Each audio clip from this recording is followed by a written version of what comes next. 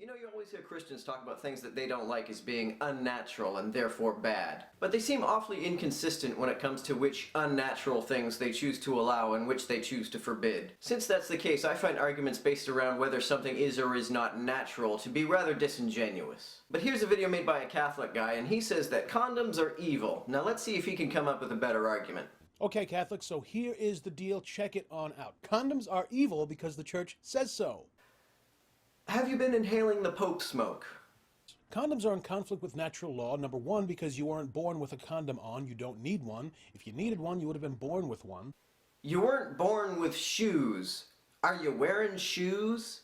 And number two, because condoms remove something that is naturally part of the sexual act. Condoms remove the procreative component from the sexual act. Effectively, it distorts the sexual act by removing a component naturally found in the sexual act. It is naturally a part of the sexual act.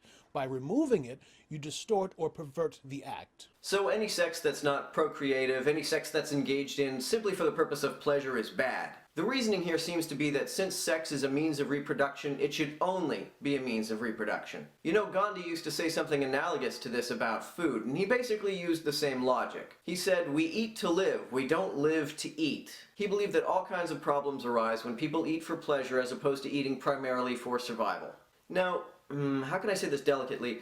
This guy doesn't look like he shares Gandhi's dietary philosophy. Not that he's fat necessarily, he looks like he's just probably really muscular. Either way, he would not look the way he does if he ate solely for the purpose of survival. In fact, I've never heard one single Christian make the argument that since eating is for survival, eating should only be for survival, and that you should never eat just for pleasure. So if you're allowed to eat for reasons other than just survival, why aren't you allowed to have sex for reasons other than just reproduction? You may argue that having sex for reasons other than reproduction causes health problems. But when you look at the diseases that cause the most deaths, in the Western world anyway, they tend to be diseases closely linked to overeating. Or in other words, they are the result of people eating for reasons other than just survival. But while Catholics love to tell you about the dangers of having sex for pleasure, none of them tell you about the dangers of eating for pleasure. So I just don't buy it when they make the argument that you shouldn't have sex for pleasure because it's bad for you.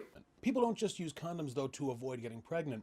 They also use condoms to protect themselves against sexually transmitted infections.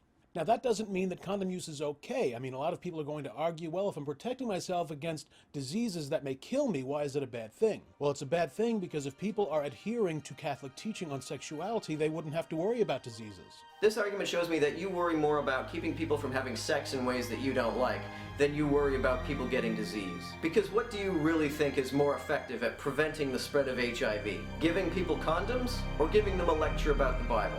The fact that you hate extramarital sex more than you hate AIDS should be enough to keep anybody with a conscience from reacting with anything but disgust at the idea that your religion is a source of moral